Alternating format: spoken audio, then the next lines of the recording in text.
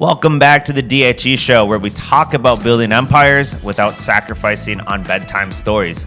Each show is going to cover 2 to 4 actionable things that are going to make a difference in your business life or in your dad life or husband life. Yes, business is what we're here for, but hey, what is the point of growing this empire, of going on this crazy hard journey if you're not bringing the family along with you? And to us, that's equally as important as having the business success that we are all trying to achieve. Today's episode is the dad talk, which means we are going to cover some real dad-heavy topics today. Really one topic for us, and that is how to reconnect, how to re-engage with your kids, maybe in a different way than how you or I were raised. If you are like us and grew up in the 80s or the 90s or the 2000s, things are a little different being a kid than they were when we were kids. And let's dive in. Where did we make mistakes with the kids that we wish we would have done differently? And where do we see things working really well right now that we want to share with you guys to try it out, see if it works in your family as well. If you're new here, welcome to the show.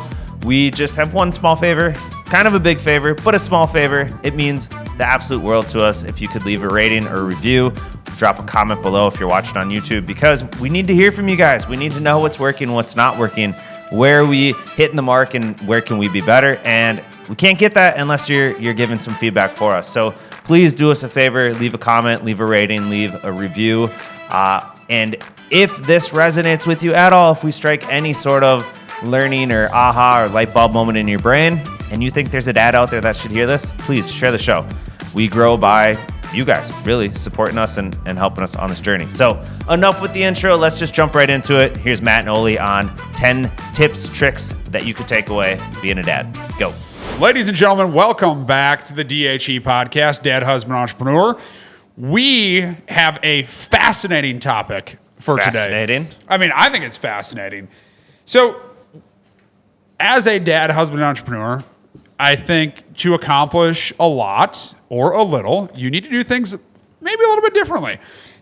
And so when I think about things that I do that probably the average person maybe doesn't do, or maybe they do, Matt and I are going to talk today about some things that we implement in our lives, the kind of the non-negotiables and the things that we do every single day just to try and make our kids, spouses, and ourselves better and to push each other. I think mine are going to be very kid-focused. So we're going to talk about our 5 daily things that we do. As dads, yes. As dads. And the caveat I'll throw out, at least for my list, and I think for yours too, I saw some of the things you had on there. I didn't know any of this. I had no idea, and this was not stuff that was done when I was a kid. So this was really like kind of trial and error and a lot of like reading a couple books on things to implement differently I don't think are super common knowledge, or at least not really talked about a lot. So that's sort of the lens that we're using today as we go through these. I'll kick it off, and I actually, no particular order, except for this is probably my biggest learning, my most important thing that I, as a dad, try to employ is admitting when you are wrong and apologizing. So this is something that we have talked about in a book of How to Stop Losing the Shit with Your Kids and a bunch of other psychology books. But I have this tendency to lose my shit and yell at my kids. And I'm not proud of it. I'm not condoning it, but like that is my personality, is like I take so much of something and then I lose my shit. Or kids melting down. I had a long day, and a very realistic example. Last night we went out to dinner. My son is 4. He does 2 full days of preschool every week, and those days are absolutely brutal for him when he gets home. He is a meltdown city. Well, we went out to dinner, and at dinner, he is just a terror. And I was like starting to butt heads with him, and my wife looked at me, she goes, "Oli, hit school today." I was like, "Oh shit, you're right. Okay, like just chill out, like nothing's gonna work."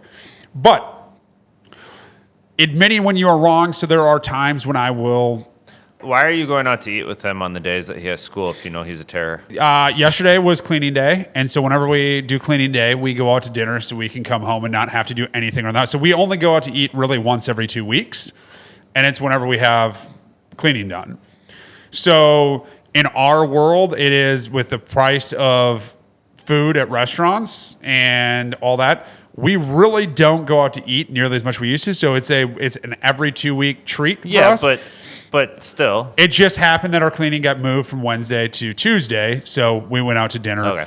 And I mean, he was good for a good chunk of it, but he started to lose capacity pretty quick. I mean, he went from like quarter tank left to zero within the first 15 minutes of dinner. What was the number one? I mean, Number one, admitting you're wrong and saying you're sorry. One of the things I think back to we talked about Mr. Rogers, and like kids are no different than us. They're just in a tiny body.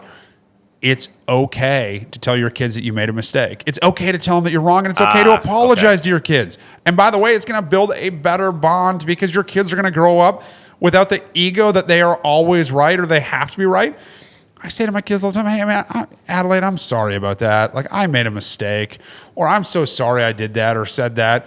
Like, there's no reason that's bad to say to a child. And I find that my bond with my kids, they trust me and can say things to me I'm fairly certain they wouldn't say if I never told them that I was wrong. Did your parents do any of this when you were growing up? I don't recall my parents ever apologizing after yelling at me or anything of that sort. Do you think your there's a reason I'm asking. I'm not being no. I don't think I don't think the grandparents' generation would ever admit that they were wrong. Yeah, I don't think either that. I mean, my parents very rarely would have, and even today, I don't think my dad ever says he's wrong on anything. I don't disagree with what you're saying. I think it's just interesting that this is not. It just is not something that parents are very good at doing. This whole, oh, shit, my bad. I made a mistake too. We feel like we have to be mistake-free always in the eyes of our kids, which obviously is not even possible. But I think it's an interesting thing to try to enact.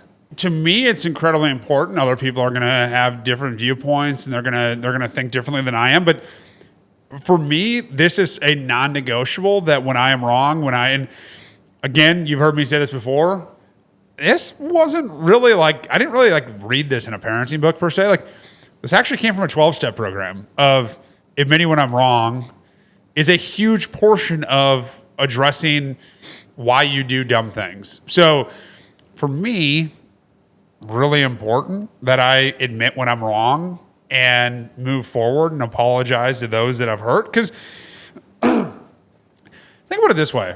Like, and this is an interesting part about why I always tell my kids, like, if I yell at them, which is getting less and less and less, but if I do, when I think about in work, and I think about my former employer, and I'd get yelled at or sternly talked to by some dickhead that didn't actually understand me, I never wanted to respect that person. To this day, those that treated me like shit and didn't understand me and never said they were wrong, I wouldn't do a thing for them. But the reason I asked about the parents thing is that we both just said our parents were like that they never did any of this admitting they were wrong thing, but we still respect the hell out of our parents. Like, I hear what you're saying, but I feel like parents and kids is it's just a different beast altogether. The reason why I'm challenging this one so much is because my wife tells me all the time that you need to be able to tell the kids that you're wrong. And I'm like, well, fuck that. Like, they need to just listen to me and do the things I'm telling them to do. It's just like, well, that's not fair. Like,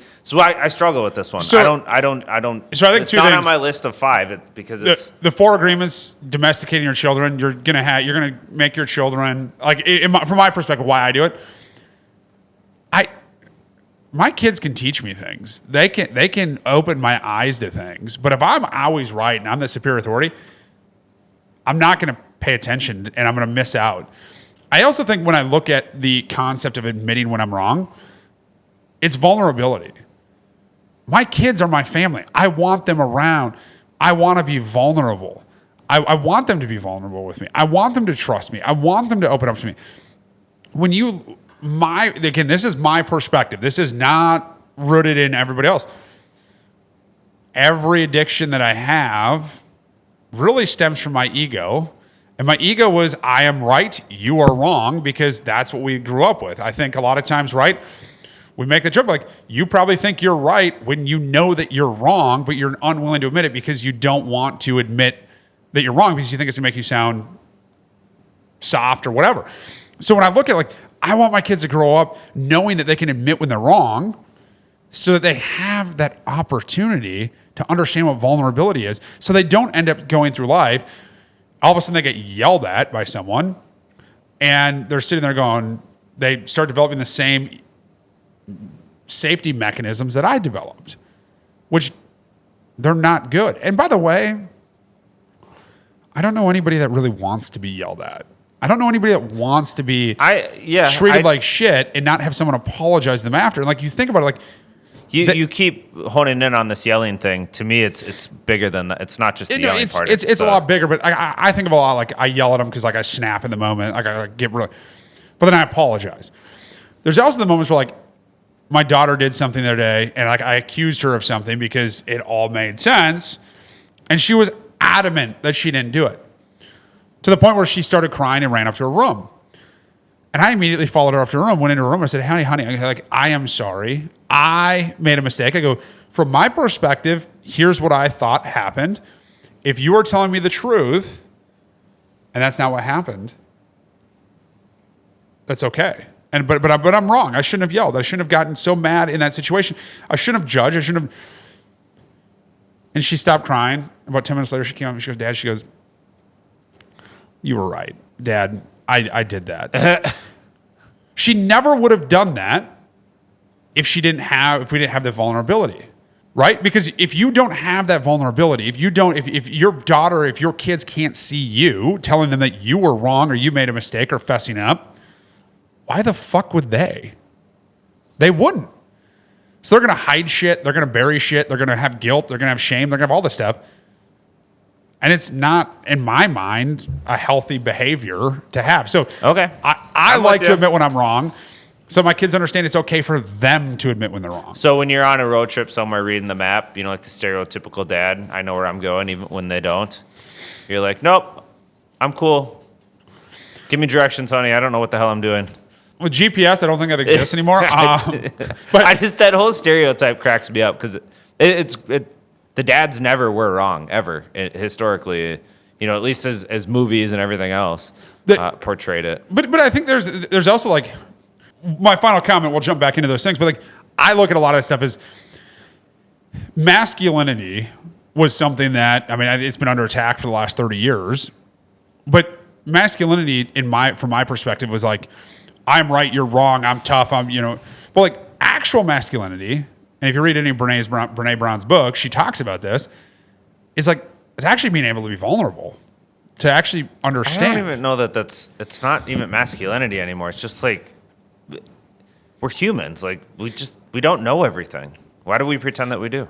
Ask questions. Admit you're wrong. No, speak up when you don't have the answer for something. Why do we pretend like we do? Because we see our parents do it. We know that our parents are wrong, but our parents don't admit that they're wrong. So we break grow the cycle, folks. We grow up thinking we have to be right. What did I say yesterday about Warren Buffett? I thought just corporate America was all about having to be right.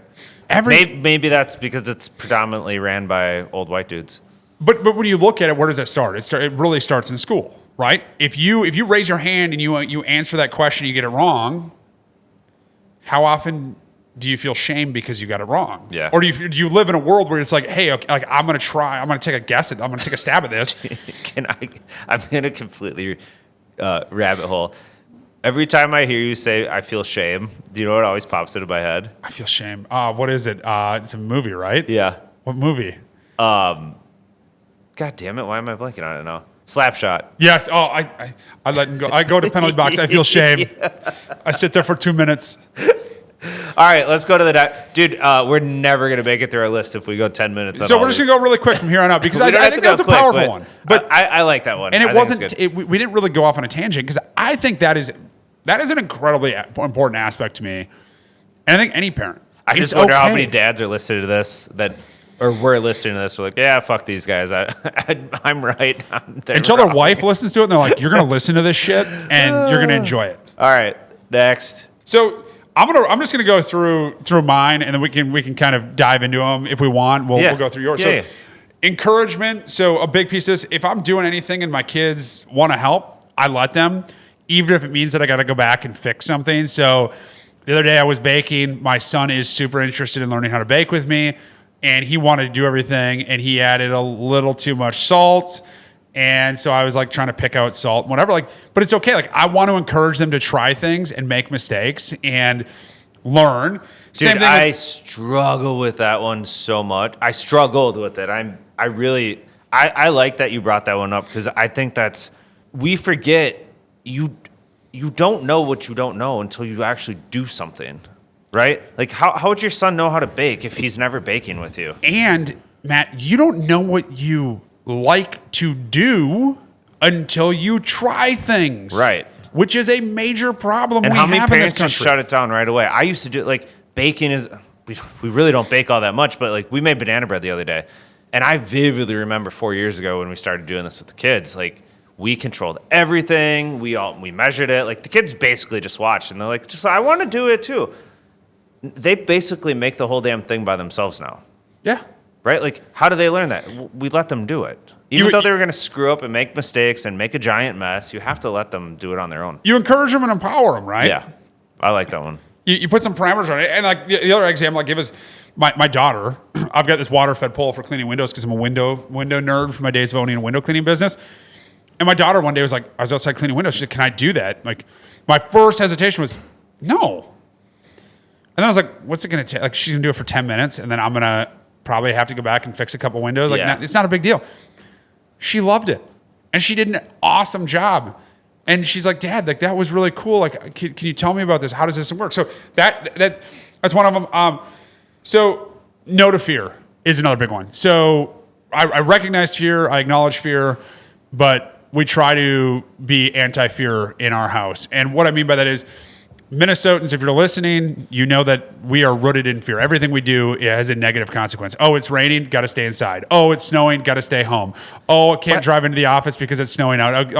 Like, come on, Minnesotans are like... I very strongly disagree with that, but keep going. How many kids in your neighborhood go outside and when it's pouring out and play in the rain? Because how many? I think you're mixing two things. I don't What am think I that's mixing? fear as much as they don't want to go play in the rain. No, But to answer your question, every single rain, my daughter's out, the neighbor girl's out. Yeah. All the kids go out. But a lot of parents, and maybe it's more of like the fear on behalf of the parents. I think it's more fear / annoyance about it. It's like, oh, you could get muddy, you could get dirty. Like, who gives a shit? Go outside, get dirty, get muddy, I think enjoy it's a life. Minnesota thing is my point. But maybe that's a bad example. But a lot like I fear. see what you're saying. Spiders, bugs, snakes. Yeah. My daughter loves picking them up. Yeah, you I talked encourage about them. the scorpion. And I don't let my wife, her fear of that stuff, and even my fear of some of that stuff, we don't talk about that. We encourage them to try things. We encourage them to do things. You can get hurt. There are consequences. My favorite word is gnarly. Like, there's gnarly shit that can happen, both good and bad. Dude, I Deal listened with to a podcast a couple days ago. They were interviewing a guy. He's from Louisiana. He ended up being a big Delta Recon Marine, huge special forces guy. He's a really, really, really big name right now in like trying to figure out what the hell do we do in this world? How do we fix things? He's part of those groups that go into Ukraine and go into Jerusalem and go into places and save Americans and save people, even though they're not military anymore. Like that's who he is. He was talking about growing up in rural Louisiana as a kid, horrible broken home. But at 7 years old, he was going through the bayou and going out into the woods and hunting by himself with a break-action shotgun. At 7. And I'm thinking to myself, my daughter turned 6 this year. Would I let her in a year go out into the swamps by herself with a loaded gun to go hunt for shit alone? I'm like, no way. And I'm sure there's more people who have been hurt than not. But this dude was like, it reminded me of what you're talking about right now, that kids, like, you can't protect them from everything, so you're better off letting them learn and experience and find out what they don't like on their own. It's a huge piece, and which leads me into number 3, which is letting the kids choose what they want to do in terms of sports. I know I'm an odd duck, but like, you don't want to play sport, you don't want to play hockey, you don't want to play this sport or that sport. Like, that's okay. You need to be active. But the funniest thing happened is I let my daughter choose what sport she wants to do. She chose soccer, skiing, and rock climbing. Very first time we went skiing, she looks at the big jump, and she goes, Dad, I want to go off that. I'm like, whoa, buddy. The whole day she's like, Dad, I want to go off a jump. I'm like, okay. Like, finally, I was like, you know what? Shit can happen. But you know what's worse than shit happening? Not allowing her to try something. So we took her over to the jump. I mean, it was a small jump. It was only like 2 feet tall. She launched off it, landed. A bunch of the adults were like, holy crap. Like, people started clapping for her. I was like, holy crap. Like, just let kids do that. So that's number 4, is just letting kids be kids, letting them choose stuff, letting them have free play, letting them use their imagination. Yeah. And then the last one is patience. They're kids. They're learning, and we need to have that patience with them and let them try things themselves and fail. And then we can step in and help. But let them try things, obviously with some parameters. Like, I'm not going to let my kid, pick up my Santoku knife in the kitchen and start chopping fast, right? But patience with our little humans, because we're going to empower them and they're going to grow up to be badass and be strong and tough because we allowed them to learn. I like that, man. Your list to me is a lot more like mindset on like growth mindset with kids. Yep. And these are all like, where do you think your desire to implement a lot of this stuff came from, or to even like learn about some of these things? I think a lot of it, when I look back, and again, we've talked about in the past, Matt, my breakdown in July of 22 when I was at Mount Harvard. And then, we were going to talk about the role versus identity. And I started researching that. And I was like, oh my gosh, like, I got to dig into this even deeper and deeper and deeper, because I didn't realize there's like books on this. I think it honestly, a lot of this came from understanding myself, spending the time to understand who I was going through a 12-step program. Understanding how many things. You had how many kids at this point? When I walked through the door of my first 12-step program, I had 2 kids. And then, my son was like 3 months old when I walked through the doors of my first 12-step program. And then the second, third, fourth 12-step programs have just all kind of come and gone, and multiple kids. But it's like, it was really effective for me to understand my character defects.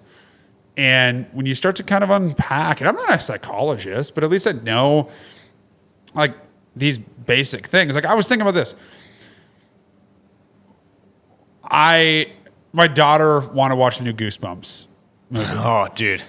My daughter is terrified of that commercial. So we're not letting her watch the new show, because like that's actually like legit scary.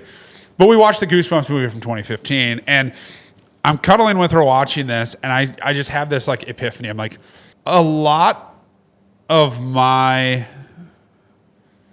childhood, I'm the youngest of 4, was dictated based off what my older siblings did. No, that's part of being a family. But I also remember, like, I loved kid stuff. Like, loved it as a kid. My older brothers, though, loved to make fun of me. And as a kid, you don't really understand, like, you can't really, you're not going to understand, like, hey, this person's being an asshole, and that's them projecting onto me. So I look at a lot of that, Matt, and I go, a lot of this reflection was me looking back going, God, like, I wish I hadn't been domesticated by people, and I wish I'd been allowed to figure out, what do I want to do? Like, you want to be weird, you want to be unique, like, that's cool. Like, I always, I used to look at people like, man, that person's weird. I'm like, now look at them, I'm like, that person's not weird. They're fucking cool because they're unique. The weird people are the guys wearing suits and ties into the office every single day that are just trying to be the exact same person as the next person to move their way up. And I'm not really saying they're that weird, but like, we get the uniqueness kicked out of us. And a lot of those things I talked about, if you focus on those, it's going to make you unique. It's going to allow your kids to be unique and figure out who they are, and what they want to do. So what your list to me is, it's a journey to get to a lot of the things that you're talking about. If there's one takeaway from year 5 that I'm brand new to this journey, I know I want to be a better dad, but where do I start? Like, what is the one thing on your list that someone should take away from this and try to implement and try to start doing today? If you have kids, I mean, it's tough because a couple of them I think are crucial. I'd probably go to the encouragement. Encourage your kids. Encourage their passions. Encourage their dreams. Encourage what they want to do. Look, I get it. If my daughter comes home at 18 and says she wants to, I don't know, live in the forest with trees and just, be a hippie, like I might be like, honey, like you might want to think about doing something that's going to make you money. But encouragement. Encourage the uniqueness of your children and realize that not all kids want to be a superstar athlete. Not all kids want to be a superstar this. Encourage it. When you see that little sparkle of passion or a little bit of excitement, fan the flame, baby. Let it blossom and see where it goes. It might last 6 months. It might last 6 years. It might last 20. Who knows? But don't snuff out that passion and excitement your kids have for something. Let it go and let it flourish. I love that. I was very, very, very lucky in my life that I had parents that really did that. Like anytime I ever told my dad anything, it was, sure, you can do that. Go figure it out. Yeah. It was always, not always, but often career focused. Yep. But I must have changed my mind 15 times. And he's like, yeah, that's great. I can see you doing that. Have fun. Figure it out. Go be the best at it. Go do it. So I love that piece. So what are your 5, Matt? Mine are a little more, I've got some mindset stuff too, but I've got a couple like tactical things that we've just done as a family forever and ever and ever. And when I was thinking about this idea of, what are some things that you could implement today in your dad world to just be a better dad, be a better husband, have a better family life? This is my thing. So, number one, we literally have done this. I think since our kids were about a week old, we've done this, and every single night before bed, no matter where we are, no matter vacations, trip, anywhere, even if they're at grandma, grandpa's, they do it. We read. We read stories every single night, no matter what. So, my son, and we've talked genetics in this before, he is like me and loves to read. And at I'm not kidding you, probably 2.5, he was reading. By 4, he was reading like chapter books. And now he's reading gigantic books. He's 9 now, so I mean it's a little more normal. But it's because we read. What books is he reading? Right now, he is reading Rick Riordan. He's the dude who wrote Percy Jackson and the Olympians. Okay. But he's written like 20, 30 books. He's very into Greek mythology right now and mythology in general. But before that, he read all the Harry Potter books, and he read Dr. Lemoncello and all of these really cool books. I think he read Harry Potter when he was 6. And I'm not bragging or mean to say anything like that, because my daughter, on the other hand, she turned 6 in a month. She can't read for shit. Sorry, honey, I love you. She's normal. She is exactly where she's supposed to be for her grade. Whereas our son he loved reading.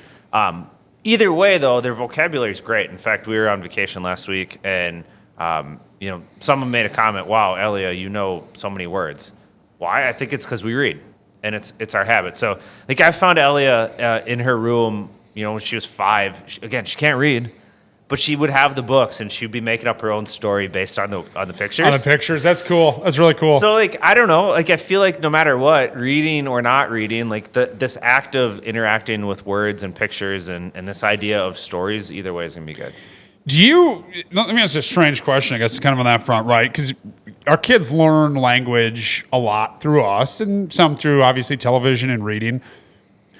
When you're in a grocery store, you're in public, do you have conversations with your kids, like extensive conversations? Or is it just a weird thing I do? No, I talk to the kids all the time. Probably too much, where I think other parents will you just stop talking? Oh my gosh. So I want to know, and there's no definitive way, but how much of that of your daughter's language comes from that? Because I think of my kids have large vocabulary, but they're in the cart ever since they were little. Okay, we're gonna go find peanut butter now. Okay, we found the peanut butter. We're gonna go do this.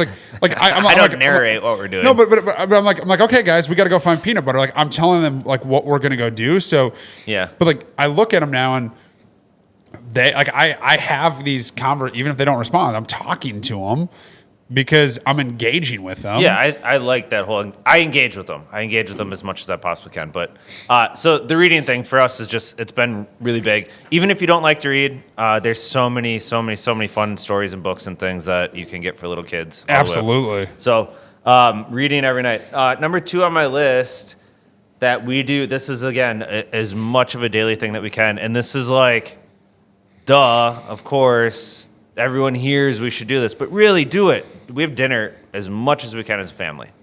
Sit at the table, sit down, we talk, we hang out. And one of the things that my wife has implemented, and she's been doing this ever since she was a little kid, and my whole family laughs. Everyone laughs at her. Everyone knows it's coming anytime we get together. If we ever have dinner, Oli, with the families, just be ready. My wife's going to say, okay, everyone, tell me 2 things you did today. And everyone, the minute my wife starts that sentence, or now we just say 2 things, and Easton and Elliot both fight, me, I want to go first. Like it's this race to talk about it. How often do you respond, I had to hang out with Oli at the office and it sucked? Nope, no. So it has to be 2 things we're happy about, 2 things that were positive for the day. So I never make the list. All right, that's good to know. Yeah. But it's the idea of, again, like you sit down as a family, you hang out together, and you actually are generally interested in what happened in the day. So I feel like we've talked about this before. I don't want to belabor the point. There's something interesting on that point, right? We went to the Red Rooster last night, and we were sitting there having dinner, and we have no cell phone policy. Like, okay, like if my phone rings or whatever, like but like we're not going to sit there and surf social media. We're sure as hell are not giving our kids phones and iPads at dinner. I thought it was really cool. I got up to go buy some pull tabs. Did you win? Yeah, a lot. So my daughter loves opening them. And it's illegal. You can't let her do that. Yeah, she opens them after I open them. How much did you win? $400. What'd you start with? 100. Oh dang. $2 box. $2 box. She pulled a 200, and then she pulled a window one. And I asked her which one. There's only 4 of them left. Yeah. And we go up. I'm like, which number? She goes, number 24. So I go up there, pull 24, another 200. I'm like, oh wow. Nice. She was on fire. So, but I go up there and like, I saw one of the coolest things I've seen in a long time that gave me hope in America. There was a family out to dinner without a cell phone out, but they had Uno on the table. And these kids were playing Uno with their parents while out to eat. Yeah. I'm like that is so, it's refreshing to see. Like, well, like you were talking earlier about, and some of your things about just admitting you're wrong, encouragement. Like, to me, at the end of the day, it all comes down to you give a shit about being with them when you're with them. Yeah. Right? Like, however you want to do that as a dad or mom or whatever. Like, but the kids have to have that feeling at some point. They have to understand that they're cared about. Like, their opinion matters. What they did today counts. What they learned in school is relevant. Like, the things they're happy about, it's okay to be happy about. So sometimes I think if there's a zombie apocalypse, I have to have empowered kids that can make decisions and react. And so, like, every once I'm like, okay, like, if there's a zombie apocalypse, how do I want my kids to function? I want empowered children that aren't afraid and can make decisions and critically think, because that is I think that's a big piece. Yeah. So, all right. So what is number 3? Number 3, 4, and 5 on your list? Well, number 3 we already talked about. You had it on your list too, but I had kids have to get hurt to learn, so let them. Like, I still am bad. I still am working on this. I was a terrible helicopter parent. Like, I did not want my kids to get hurt. Are you kidding? At all. Oh my God. It was too much. I never would have pegged you as a helicopter parent. When parent. Easton was 3, he was running around the house, just being a kid, and he tripped and fell and he broke his arm. Just falling. He fell down on the carpet, but he fell in a way where he fractured his forearm. And so he had to have a cast at 3 years old. And I never had a broken bone. My wife never had a broken bone. Like, we never had this before. And I don't know, like, I just feel like it triggered something like, oh my God, we can't let the kids get hurt. And yeah, it was really bad. But now it's like, we were talking about this 10 minutes ago, that they don't learn if they don't do, right? You don't learn if you don't make mistakes. You don't learn. Like, we started rollerblading over the summer. And immediately I'm thinking, how do we not get hurt? What, all the pads and all the stuff? And I was like, they play hockey. They know how to skate. Let them go. And sure enough, Easton fell and gigantic scrape on his knee. I'm like, well, I ruined that for him. But he's like, no, it's fine. Get up and keep going. So, yeah, dude, I struggled with the helicopter thing so much. That really shocks me. My daughter, I think was, oh gosh, she was just about 2. Yeah. And we had these boulders in the side of our driveway, and they're probably 3 feet down into the grass. And she wanted to jump off it into the grass. And I was like, cool, yeah. And my wife was freaking out. I'm like, I would have been like, nope. She's landing in grass. Like, what if she hits her head? I'm like, I mean, dude, like, shit's happened. My son got a pretty horrific injury at my parents' place a year and a half ago. Had to spend a couple days at Children's, and like my wife was paranoid after that. I'm like, it was an innocent accident that literally any kid that age it could happen to. He just fell. So, like, you gotta let your kids get hurt. Let them do gnarly things. I mean, they learn gnarly things at a young age. Yeah. They're going to heal a lot quicker. They learn gnarly things at our age, they're screwed. Well, and I've noticed it too. Easton is my 9-year-old, and he will hesitate a lot of times on things now because he always says, I don't want to get hurt. Or like, well, that's going to hurt. I don't want to do it. It's like, oh, shit, what did I do? I didn't mean to do this. Like, nah, dude, just go figure it out. It'll be just fine. Like the littlest things where I'm like, you're worried about getting hurt doing that? Like, come on, man. Go have fun. Go play. We have a bounce house in our basement that we blow up, and my kid's favorite game is either tackle dad, which has now become like a full contact sport, or I don't even know what this is called. Like I lay down and then they run around me and I have to tackle them, like use my hands and feet. Our 1.5-year-old now is like full on loves it, and my wife came down. She's like, "Did you just trip him?" I'm like, "Yeah, we're playing a game." And my wife was like horrified. And he gets tripped. He face plants into the bounce house. He gets back up. He's got a big smile and he's laughing. Like, but I think that's part of it, right?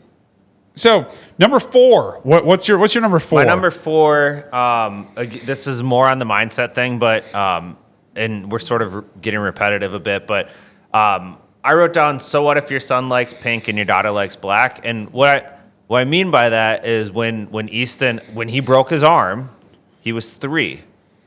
What color cast do you think he picked as a 3-year-old? Based off of that, pink. He picked pink. He Sweet. loved pink. I don't know why. And I'll be completely honest. There's a part of me where I'm like, dude, you can't like pink. Boys don't like pink. Like there was the very traditional guy response to that. And I'm being honest, like I struggled with it for a couple of years as he loved pink. And one day I was like, all right, whatever. He loves pink. It doesn't matter. So much so that I have a tattoo on my arm, and he got to pick one of the colors in it, and he picked pink. So that's I awesome. have pink on my arm because of him. And then, like, I'm not shitting you, man. It couldn't have been more than 6 months later. He came home one day, and he's like, pink's so stupid. Black is the greatest color.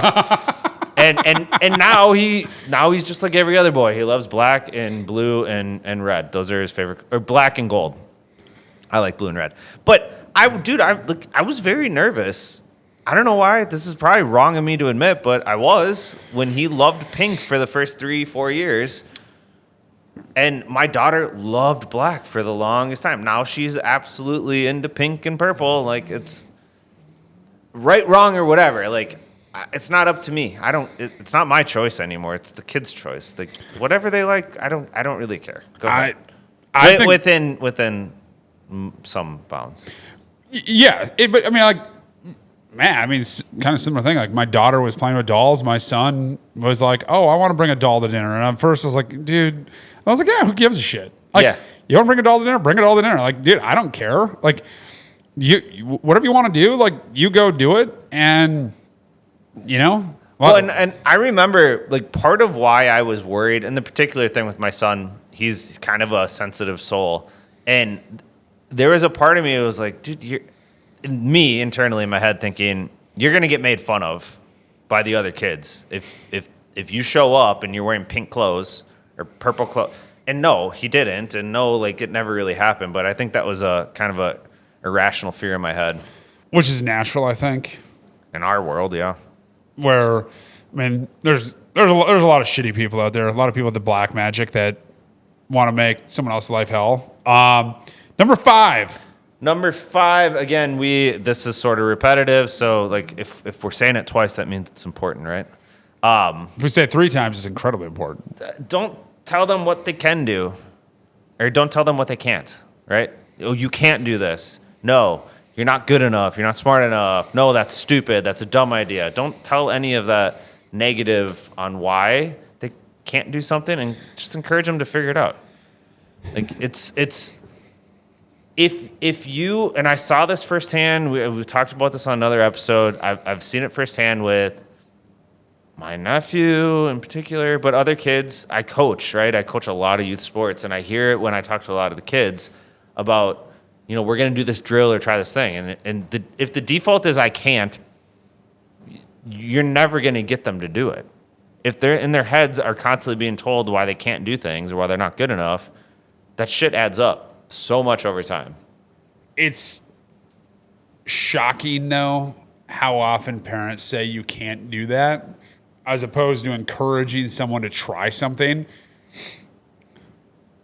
It's like, I think about it, and that's why my big thing is encouragement of, you want to try it, try it. You want to climb that, climb it. You want to jump off that, jump off of it. I mean, obviously within reason, right? Like, I'm not going to let them jump off a 15-foot high deck, but I think there's a lot to be said about that. Of like, let your kids explore, let your kids learn, and let them give them some freedom to try things. Don't helicopter the shit out of them so that they're afraid to do it. Like, I think, Matt, you hear me talk about this all the time, but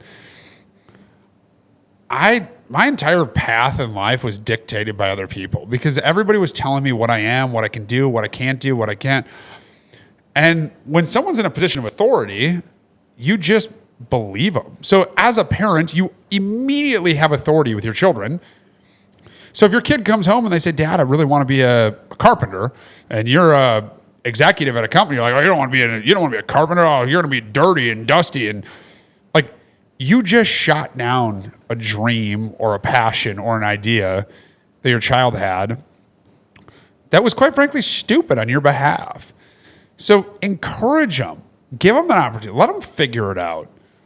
Well, who knows if it's going to stick? I think two lenses to add to that. One, if you can take the broad lens of what I'm encouraging right now at this point, whatever the thing is that you're dealing with, whatever I tell the kids right now, is that what I would tell them at 20?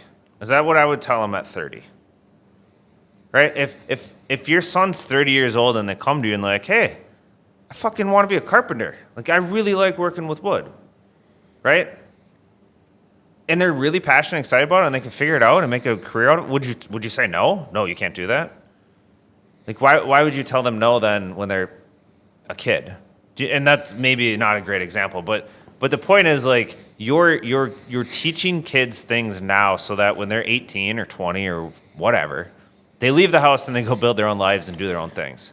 And so what skills and mindsets and what things are you putting in their heads and empowerment and encouragement to make these little humans become big humans someday? Because we ain't going to be here. We're not going to be here running. Like, my dad doesn't weigh in on what I'm doing anymore, right? It's up to me to figure it out. If I can't figure it out, I'm never going to get to where, like, I'm not going to be able to live the life I want to live. Well, and I think to that point too, I think the reason why so many parents tell their kids no or try and steer them is, number one, it's what the parent wants, and the parent, think about being a high school graduation and, kids, I'm going to Harvard, I'm going to Yale, and then your kid's like, I'm going to the community college to be a carpenter. Not that you would be, but the parent feels inferior when at the end of the day, that carpenter's probably gonna make 10 times the amount of money. Dude, the kid that my went to kids Harvard, want to go to Harvard after all the shit that's been going on the last few weeks. No way. Yeah, that's a little. Sorry, we're getting on a tangent. Yeah, we won't go there today, but at some point we'll deconstruct that insanity. But we don't have to go down that rabbit hole. But I will say, like, the kids in college right now, if they don't have minds for themselves, if they're not able to think about things, if they're not able to be encouraged and empowered to go do the things they're going to do, they're going to fall into the group think that's permeating everything right now. At any level, college, high school, middle school, when they turn 30, when they turn 40, whatever.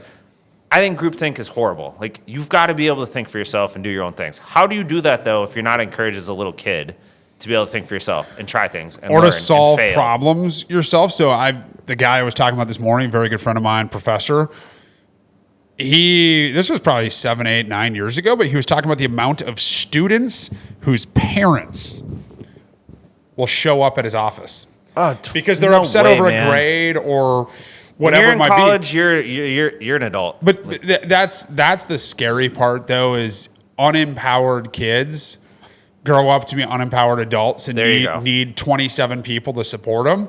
There you go. Whereas those that are given empowerment, given encouragement, can grow up to be individual thinkers and individual contributors and go on to do some really cool things in all sorts of different industries. But you're right. I think there's a broader issue there that we can discuss at some point about what got us to the point we're in, where you have all these kids that they can't individually think, and if they do, they're demonized. I mean, you and I have different thoughts on a lot of subjects. I don't think you're an asshole. I don't think you're an idiot. I'm not defriending you. I'm not hating you. But it seems to be a really common theme amongst a lot of these kids. But we're getting really far off the topic. Any final thoughts, Matt, on things as a father that you should be doing, saying to your kids to just raise some really cool, badass kids? Yeah, man. I think one last thing. I'm the master of the obvious today, but it has to be said. Like, do you tell your kids that you love them? Like, every day, do you tell them that you're happy that they're there? Shit. Do you tell them? Remind me to say I love my kids. It's so silly, and I'm debating. I don't think I want to share this. Well, maybe I'll share it a different time. There was an experience a couple weeks ago where I was talking with some people, and the way that they were talking about their parents and just the lack of, literally, these kids are like, my parents don't even like me. Like, they don't even want me around. They could care less if I'm here. Like, it breaks my heart. I never want my kids to say that. I want them to be strong and badass and empowered, and I want them to think for themselves. But I want them to know no matter what, I'm here. So I love you, and I'm happy. You make life better. Just say those things. I'll also add, it shocks me how many people feel that way. Like, they have no genuine relationship with their parents. Whereas, my mom and dad, I mean, damn, I love them. And they love me. They want us around. They want us around for the holidays. They want us around as much as we can be. We get dinner with them. We do stuff with them. But it's because, that's how we were raised. And I kind of got this, family first mentality of, my family is, on a Friday night, and we've talked about this. Why am I, kind of anti this craziness around sports? Because I'm selfish. I want to hang out with my fucking kids. I want to hang out with my wife. I want to just have alone time. I want to watch my kids play. I want to be on the floor with them building stuff. That is fun. Yeah. I'm a little worried about the next 20 years, though, by the way, because all these kids who've been raised by other people because their parents are addicted to social media, and they're like, oh, Johnny, go play sports for 42 hours a week because I don't want to actually parent you.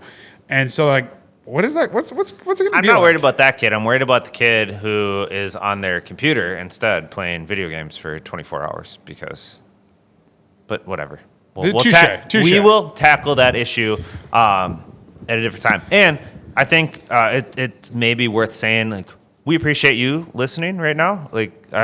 This community doesn't exist without the community. So what I would tell the kids, same thing I'd tell anybody that comes into the community that we're trying to build here, is that we're here to help and to empower and to grow and to learn, and there's too much dumb, stupid things going on, and we don't want to be part of that. Well, part of the solution, not the problem.